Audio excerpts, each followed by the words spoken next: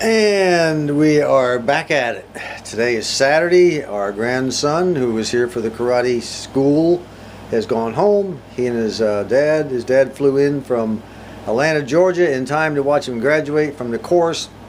Worked out really well. He wound up being the #1 graduate in the course, and they called the #1 graduate in that course, the sparring, the heavy fighting course. They call him Top Gun, and he gets a certificate from it. And the Grandmaster himself, In Ho Lee, of all Songham Taekwondo, happened to be there. He's a 9th degree, and he happened to be there, and he gave the award to John, and he also judged one of John's matches when they were wrapping things up. They had them sparring each other, a couple of world champions, and that's not done very often. Matter of fact, it's the first time John had ever been judged by one of the judges being the Grandmaster himself. It was a great time, wonderful time. John just feels like a whole new person, you know. All right, what we're going to do today is we're definitely going to get this grill off here. I'm going to tip this thing forward on the face and take out, I think, some screws. I kind of eyeballed it real quick before I left the other day. And I think there's some screws down at the bottom holding this in. Once that's done, hopefully this will fall off, that'll come out. We'll do whatever has to be done. But first, as usual, we got to cover a couple of comments that were made by some good subscribers who have been watching this thing. Don, good old Don up there in Ohio, I'm a junk collector. He says, if I don't get it fixed, if I don't get it fixed, can you believe this? If I don't get it fixed, he thinks it would make a great doghouse. And he said, or I could paint it pink and put it in the kitchen if it does get fixed. I love this guy. Lots of faith, you know. And then, of course, Brett Frowine, he has to jump in there and says, yeah, pink sounds cool. Put some of them sparkly things in it. And, of course, he thinks it ought to make Brett thinks it would make a good aquarium if I can't get it fixed. Oh, thanks for the faith, guys. Oh, by the way, I made a mistake last time. Uh-oh. I said that Curt Reed, his motto on the Antique Radio Forum was connoisseur of the cold 501. I don't know where I got 501 at. It's 807.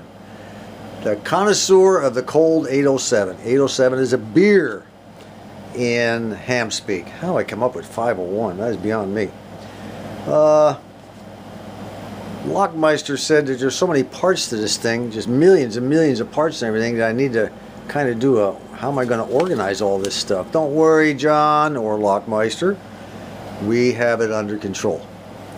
And Dave, I believe, was up in Michigan. He said his jukebox had a couple of coin boxes in the bottom. Well, all I have is that box you saw in the last video, and that's all we're going to have. I'm not going to add another one, I don't think, not at this point. We'll just wait and see. We're going to have to play all that by ear. That's in the future, you know. Right now, we're still just in the teardown phase. Gosh, boy, I tell you, to me, it's taken a while. To someone else, Robert Estes, he says I'm going too fast. So, you know, you can't please them all the time. 45 records were mentioned by a couple of our viewers and subscribers, Ron C. And again, I'm a junk collector. I have a list of the 50 45 RPM records that I want to put in here. They're all rock and roll. There's not going to be any. There's not going to be any country music. There's not going to be any big band or old type music, you know, from back in the 40s and stuff like that. It's going to be rock and roll all the way. And I have a list. I'm going to go ahead and somehow I got to get that list posted. I'm not sure exactly how I'm going to do that. I guess I can film the list and then just do a video of the list itself and then just leave it up. And if anybody has those records that have to, and they have to be in decent shape. I don't want anything that's going to destroy the needle on the pickup, on the head, on the pickup arm. If they're in fairly good shape and they're not all scratched up, dug up, and messed up and everything. If you want to donate one of them, I'll put your name on it with my label gun. I've got this really cool label machine. I'll put you in donated by, or if you don't want to do that, give me a reasonable price, I'll buy it. I'd like to collect the entire 50 by the time the project is through. We'll get to that in a future video, though. We'll have plenty of time to do all that. Okay. Some folks have said, you know, the hard part's going to be getting it back together. No, it's not. No, it is not. Piece of cake. Piece of cake. And Brett Furlwine, by the way, he gave me a really, really good website. I didn't even know it existed, but it's called jukeboxusa.com. jukeboxusa.com for all kind of reproduction parts for this thing. That's going to be I perused it the other day yesterday when he gave me the name, and I went there and I said, wow, look at all these parts, not only for this machine but all kinds of jukeboxes, parts, lots of them, and the prices appear to be very reasonable. So I'll be going back to that website and spending some extra time, you know, looking at the stuff I may or may not need, but at least I know it's there. And I really appreciate Brett pointing that one out to us. And that's about it, I guess. I think what we'll do is start tearing apart. Let's do it. Well, the old juke is on his face, and sure enough, there's the screws I thought that was there. I couldn't see them in the dark earlier. There they are. There's one over there in the dark, and then these two in the middle. They're Phillips head wood screws. Let me see if I can get those babies loose. Gotta be careful, you know. There again, see, take a look at that. That thing looks a little clogged up in the screw slots. I'll take my knife and pick all that crap out before I start trying to turn it. Okay, the deed is done. I cleaned it all out, and I also took some air and blew out each one, because these things are really rusted. If I find that they don't want to budge or they don't want to move, you can't just keep putting pressure and expect those rusted slots down there in the screw head to hold up. It won't happen. So what do you do if they just won't budge? Well, you get out the old penetrating oil. That's right. You soak them overnight if you need be. Just flood that thing with penetrating oil. Each one of the ones that won't move. You don't need to put penetrating oil on metal-to-metal screws. You can use it for any screw, whether it's in wood, plastic, or whatever.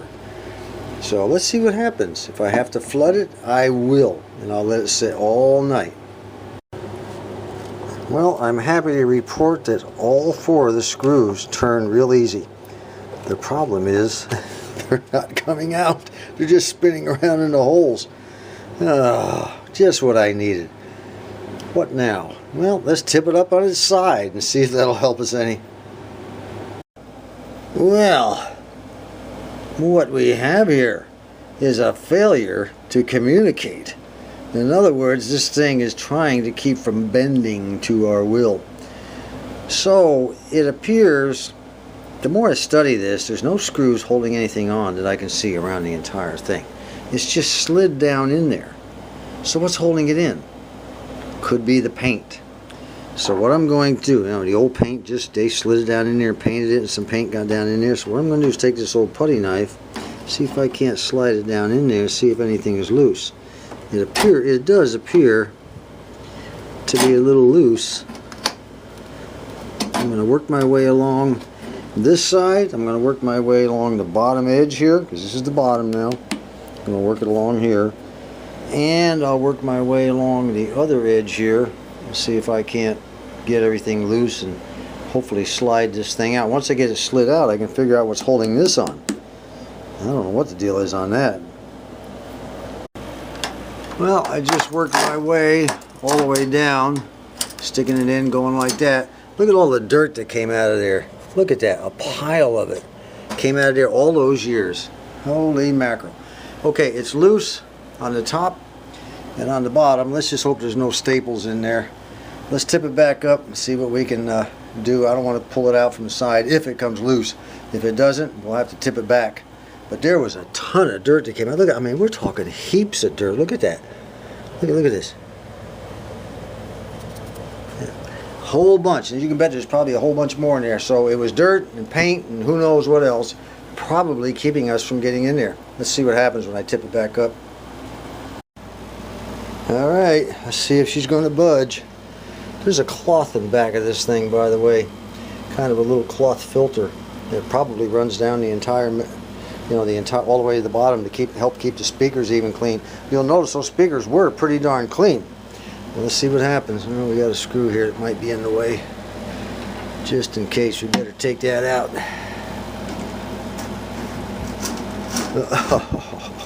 Oh my goodness. Check that out. Will you check that out? Okay. Time for a lesson, guys. For all you newbies, remember, my channel and the things that I do here are not for you guys that know everything. You've been around the horn 1,000 times, you know all the answers. It's for the guys that don't know the answers. The guys like me. We work it out. This was a case where I had no idea what was holding that thing in. I had to use logic. I had to use reason. Yeah, and it all stemmed from being old. Well, what does old mean? Old means dirt. Old means rust. Old means who knows what. And eventually, we figured it out. All I had to do was loosen up those bars on each side and along the bottom, and the thing will slide right out. Logic and reason. Don't give up. Don't give up. Oh, I give up. I can't figure it out.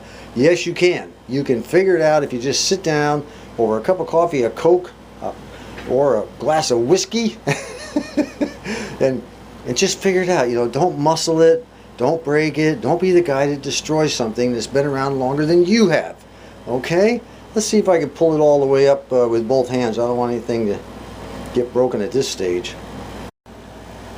Well, we've run into another situation. First of all, there's some very, very sharp things on the top here, and I've already stabbed my hand once with it. As I bring this up, it's hitting the wood right here on both sides. Just barely hitting it, so it won't clear. Could be the wood has shrunk over the years, I don't know. So what do? Well, I'm going to try to bring it up and slightly bend it to the rear hopefully it'll clear. I don't know if it'll clear or not. We're just going to have to play it by ear and see which way works the best. Just take our time. Meanwhile, I'm going to get a pair of gloves on.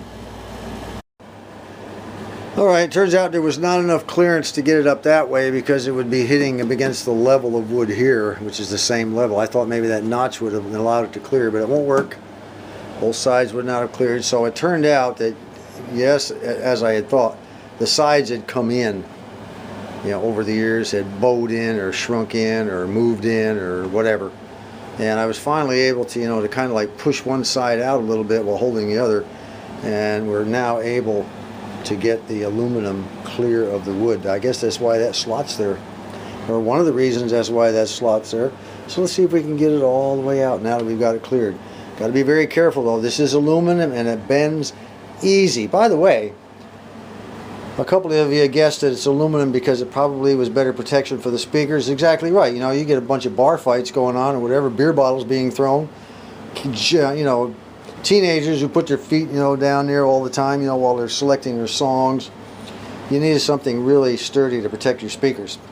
And Brendan, my electronics mentor, he said that actually what we have here is sheet aluminum that used to come on a roll. It's perforated. There's a machine. And they could just unroll it and cut it to any length they want, and then just slide it in there. And huge rolls. They stamp them out with these machines. Matter of fact, we had machines like that where from the place I just retired from. We didn't stamp this sort of thing, but they stamped other things. Big roll, cheap, mass production, worked fine. All right, let's continue on. Well, she still didn't want to fully cooperate. So what I had to do is come up with something that would spread this thing apart about another 1/4 of an inch in order to clear this thing. I got to be real careful. I don't want to bend it. So I just took an old board I had laying around. I put it against that side. There's a bracket under there that locks the lid down that it's sitting on. And then I took a clamp. I just laid the board on top of this rail coming down. And then took a clamp and hooked it underneath. And hooked it there and began to tighten it down. And what it did was it forced the board in that direction and spread the two sides the way we want it spread. Now it should come right out. I ought to be able to get it out with one hand. Let me get my glove on and we'll give it a try. Maybe I can show you. Alright, here we go. One-handed. Come on, baby. Look at that. Look at that. We have won the battle. It has bent to our will. We win. We always win. Alright, still looks like it's there, doesn't it? It's not, which means they probably sprayed this thing they sprayed that aluminum grill after it was in place. Kind of interesting. Alright, let's see what we've got here. We've got a very thin cloth. Almost looks like screen wire, but it's not. It's just very thin. Looks like a cross between screen wire and very thin burlap. Of course, got a lot of dirt on it from over the years. It apparently has been stapled on, so we're going to be replacing this with something. I'm not sure what. I may take a sample of it down. I don't know. Maybe on Jukebox's Jukebox USA, they might even have the type of cloth or reproduction. I don't know. It's just cloth, but it has to be porous enough to allow the sound to come out. Remember, those speakers are in there banging away in and out. Every time that speaker goes in, it creates a suction of dust, and you know it's just like a tiny vacuum cleaner. And when it does that millions and millions of times, it does collect quite a bit. Well, let me see what I can do. I'm going to have to remove the cloth one way or the other and get those staples out, and we'll do that next. Well, I'm wrong again. It turns out they had some kind of a double-sided sticky tape underneath there, and they just pressed it against there. And when I moved the cloth away, I was able to see it. I didn't see it until then. So it's going to be a little bit of scrape time on that to get that off. Meanwhile, all I got to do is pull this. It'll just come unstuck. Alright, same. Let's get it off. Alright, the cloth is off, and of course we have to put our screw back in our hole. Discipline! Alright, put the screw back in the hole that we took out so we could clear the grill. Alright, this thing here, I'll just cut a piece out of it and take it downtown. I'm not going to do anything with it. That's just too funky. Alright, let's see what we can do about getting this bottom thing off. I'm just not sure what's going on there. I'm getting nowhere with this. Look at the tons of dirt in there. Holy mackerel. What, 50? Let me see. What would it be? 40, 57, 56 years of dirt collected. Look at that. Holy mackerel. I'm going to have to get the old vacuum cleaner out, and I'm also going to get the scraper, my putty knife that I used around the edges here. We're going to go ahead and try to get rid of this old tape. I want that crap off of there. But I am getting nowhere with this. I can't find anything that's holding it in. I don't know. I don't understand it. So what we need to do at this point is rebuild our confidence. We got to build our confidence in something. That means we have to be successful removing something else. If we fail at this, we're not going to give up, of course, but you know, we're not going to sit there and dwell on it. Let's move on and have some more success. Now I have this stainless steel that needs to come off of here. Let's try to get this piece off and this piece off. Okay. Now we have to remember that it goes up and it bends across, and there's nothing holding it on apparently but glue.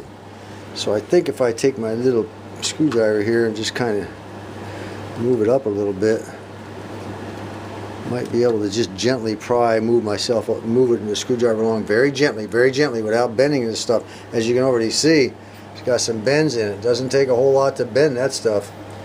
So let me work at that. There was a nail. There was a bent over tab and a nail right here that was holding this thing on. And there was another one over here doing the same thing. So I have removed them with, you know, the standard operating procedure, raised the head, pulled it out with the pliers. Now let's see if we can get it off, because it's pretty stuck. These little stainless steel rails are pretty stuck. Alright, once I got the nail out, it just lifts straight up out of a slot, probably. Kind of baby it as you go, nice and easy, because this thing has had a bent, so it's probably going to be a little bit hard in that one spot. Come on, baby, get up out of there. No, she doesn't want to cooperate. Let me work on that a little bit. But anyway, you know how it comes out. Yep, there's the slot right there. There must be a lip under here. Yes, there is a lip under there, and that lip fits right down there in that slot all the way down. You just got to lift it up out of there. But the bend, the dent here is keeping me from doing it. We'll get it. Well, there's that bend. Yep, we're going to have to straighten that out with the old duckbill pliers before we put that baby back on. Alright, the second one's out. It's kind of interesting, you know. They weren't even glued in. They were just press down into that space right there between the wood and this outside skin. Just press down in there with a nail at the end. Let's get some of this two-sided tape off that was holding that speaker cloth in. Nothing to it. Nice and brittle now. Now, this is one of those putty knives that has a beveled edge on it, okay? It's not just a regular old flat tip. It gets right behind it. Look at that. Boy, I'll tell you what, it does a good job. Let me finish that up. Okay, again, we're making no progress on this, even though I built up my confidence. So what we have to do now is get the vacuum cleaner, which I have, and we are going to clean all of this out, suck all this dirt out, all the way in the channels. I think I know what the problem is, but first I want to clean it up to make sure.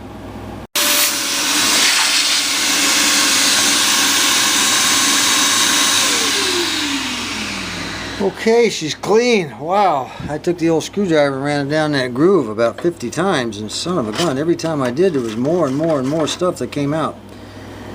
I don't see any screws or anything holding these channels on. However, they are surface mounted to the wood. So why is it like this, and how did they do it? Well, I know why it's like that. It's like that so there's nothing that interferes with the aluminum grill when it goes down in. They don't want it catching on anything. It has to be perfectly smooth. So how did they accomplish that?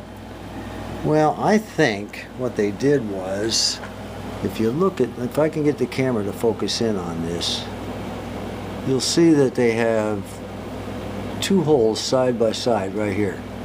One there and one there.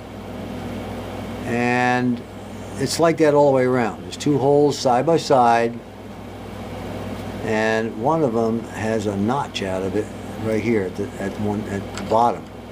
I think what they did was they cut it, bent the notch over, and then, if I can get a good focus here, maybe I'm a little bit too close, let me back up. Yeah, there we go. I think what they did was they cut it, bent one side of it over, made it sort of like a little nail of some sort, sort of like a brad, you know, and then they banged it into the wood. And that gave them their flat surface. So all I have to do to find out is try to get this behind and pull the top one out. If I can pull one out, then I'll know what it is. Let me find out. No, wrong again. But we did figure it out. What you're looking at there is not an opening. You're looking at a staple. That's a staple. They stapled this thing on all the way around with very tiny staples to make sure that it still was flat enough to slide that grill in there. So my job now is to get those staples out, and they're about every 6 inches all the way around. Tell you what, let's back up here for a minute. Question: do I really need to take off this channeling and risk bending it and maybe possibly never being able to get it back the way it was? I don't think so. Okay? Whenever you do restorations, this is my philosophy now, you use your own philosophy. But my philosophy has always been, I don't want to get to the point where I'm experiencing diminishing returns on my efforts.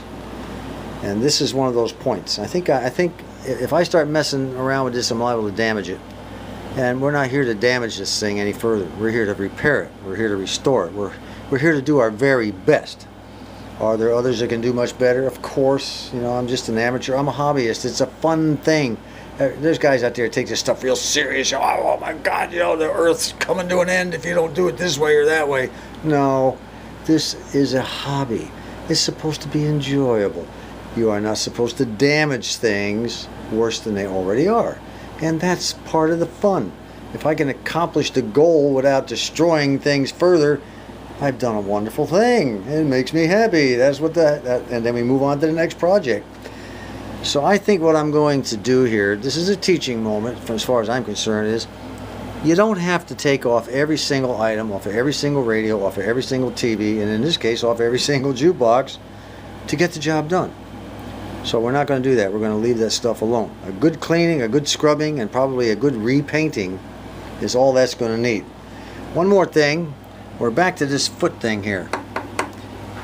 do we need, I don't think I can get this off without getting this off, this channel. So guess what also gets to stay on? Now this is not corrosion you're looking at. This is a textured kind of paint. Why is it textured paint? Because they knew, I think they knew, by they I mean Seeburg, that people would be putting their feet there. So let's give this thing a scrub. Let's give it a little cleaning. I mean, if it's textured paint, all I gotta do is get some more textured paint. You know, give it a good cleaning. And look at that. Look at that. My goodness sakes. We can repaint that. We don't have to do anything but give it a light sanding and repaint it with textured paint. Isn't that cool? Alright, as far as I'm concerned, it is now bent to my will. Let's go inside and tear out the rest of this stuff. And once we get all done, we're going to have a little celebration party. Old John is going to celebrate after I take out these wires on the top and a couple of items in there, and we'll show you all that. This will probably be a longer video than the rest, but I want to wrap this thing up today. Alright, we've got this thing back on its face, and this says be sure to set this switch correctly when equipment is installed. We're talking about this switch right here. Our twin stereo speakers in use without jumpers between VC, I guess that's volume control, 1 and ground in the same room as the photograph. That's, of course, it says no, and I have no idea what they're talking about. Not right now anyway. So we're going to go ahead and take out this box. I'll be conferring with Brendan on this. We do plan to put a second set of speakers out there, and we'll get to that later on. Yeah, second set, you know, separate from these right here. Let me go ahead and take all these screws out down here and get this baby out. Then we'll go ahead and remove our ballast over here. That big old ballast right there, which controls the fluorescent lights. We'll take that out next. And then I'll probably take off this thing right here. We'll loosen it up and then get that out of there. And probably this coin return here. And maybe even this door. All I got to do on the door is loosen up this screw right here. And that thing will flop down. The door should come. Let me see. There may be some screws holding it in the bottom. I don't know. If there is, we'll take those out. No, apparently not. I don't know. I don't see any. But if there is, we'll take them out. I'm ready to gut this entire thing. I want it empty today. So let's do it. Alright, this baby's out. Incidentally, this goes to the speakers, and even old Seeburg made that job easy, as you can see, when you hook up your wires to your speakers. The negative, which is there, has a different connector on it than the positive. That's the way it is on the speakers. You can't hook them up wrong.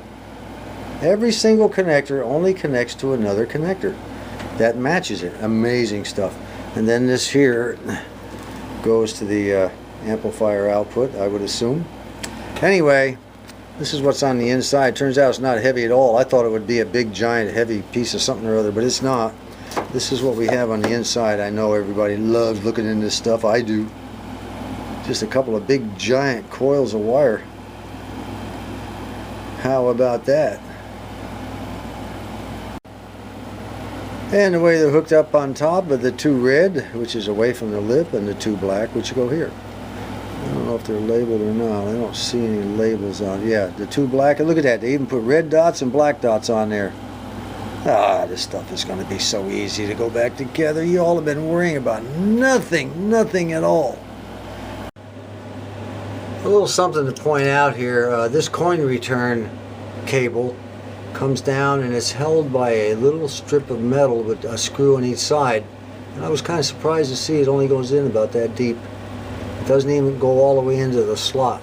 So when you push the coin return on the top of the machine, this thing pulls up and it releases the coin. If you decide, you don't want to, or if it gets, the screws get, the coins get jammed, you can sometimes hit that coin return. It'll bring it on down into the coin return cup, and I'll show you what that is. This is your coin return chute and cup. The coin would come sliding down when you press that button on the front to return your coin, and it pulls that cable. It releases the coin. It goes down in here and it stays right here, just like on any vending machine. and this fits in that slot down there. So all you have to do is just reach down, pluck your coin out. You can put it in your pocket and walk away, or put it back in the machine, try again.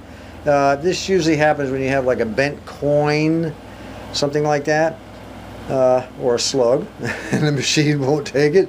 Sometimes it'll lodge and not be discarded, and you can go ahead and press that coin return. It'll bring it back to you.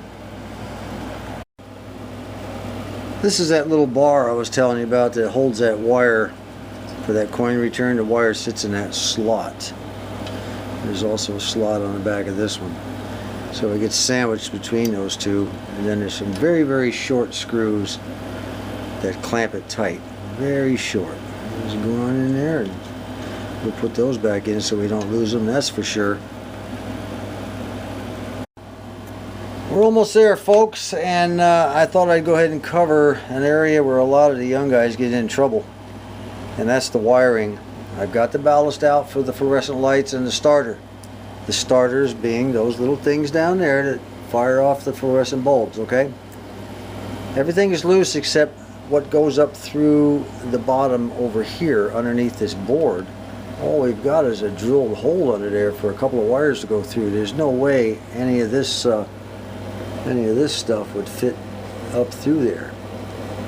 So what do we do about this? How do we figure all this out in advance? Well, what we do is we go ahead and take things apart and put them back together before we even remove them. This is what's called the Reader's Digest version, okay? What we have here is our electrical plug that was plugged into that thing that was on the bottom of the cabinet. And we see that one side of the electrical plug, right here, this black one, hooks to one side of the ballast. We'll leave that alone for now because they're both out of the cabinet, not a problem. Now the other side of the electrical plug goes over to this white wire, or this white cap, which is connected up through the chassis, up through the bottom of the cabinet. So what we're going to do is unscrew this cap, pull the wire all the way through the hole. That's all we have to work with up there. Then bring the wire back over the top and hook it back to the cap. Piece of cake on that. Let's do that one first.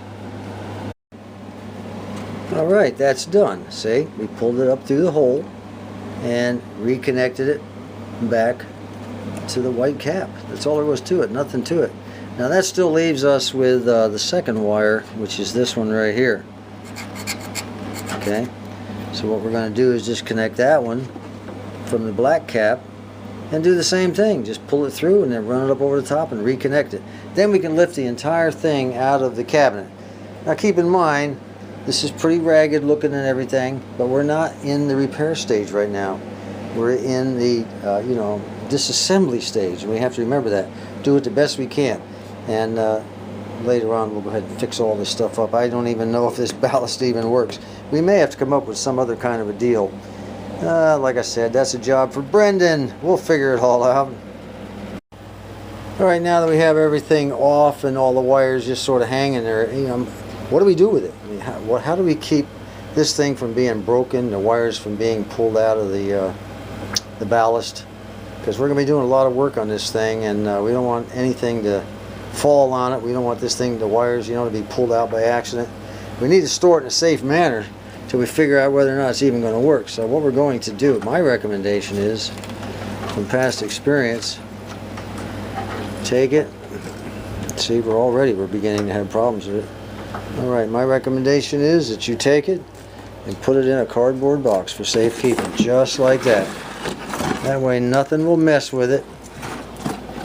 That's all you got to do. Now we'll go ahead and close the lid and set it off to the side somewhere, and nothing will mess with that until it's time, and there'll be no wine before it's time, The last things to remove from this cabinet are the two slide bars that the record changer sits on. And I've measured the distance, just for record keeping, and from the front edge of this right here, the wood, 1 5/16.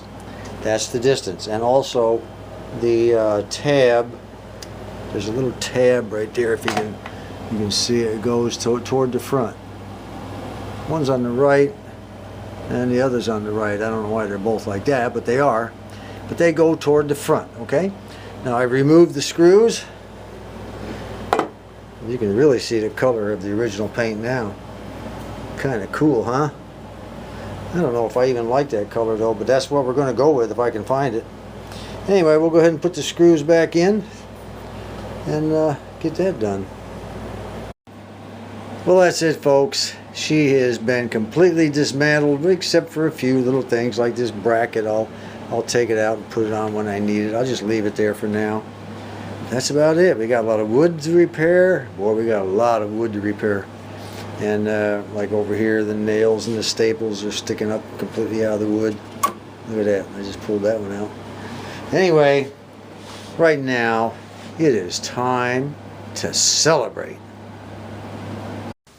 I'm celebrating by having my dinner out here using the jukebox as the table, the cabinet as my table, because we have bent it to our will. So, guess what? This is, not in terms of restoration, we've done zero. Zero! We haven't done a thing. All we did was take it apart. Here's where the real work begins. Here's where the videos come slower. And because there's lots and lots of work to do to get this thing squared away. And I'm debating whether to start on the, you know, the metal or the wood. I'll figure that out. Probably between now and the next video. When the next video comes up, you'll know by the subject matter what the decision was. I'll talk it over with Brandon and we'll come up with some kind of decision. Meanwhile,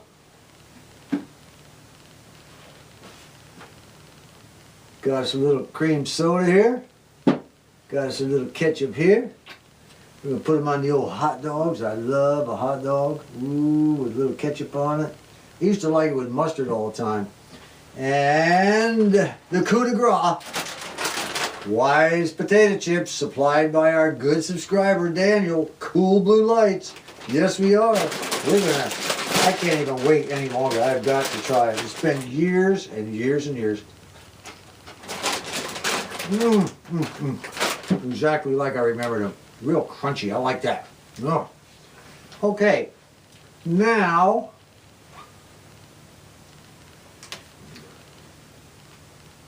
going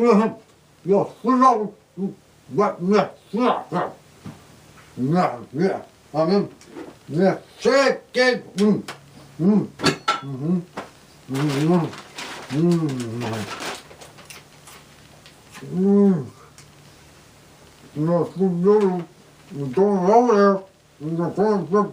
Take those too. No.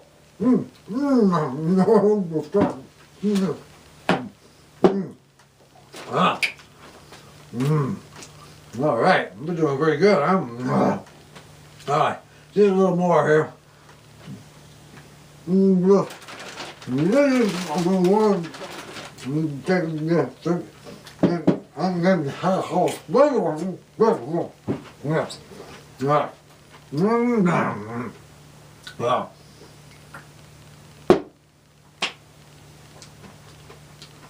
Until next time, this is John.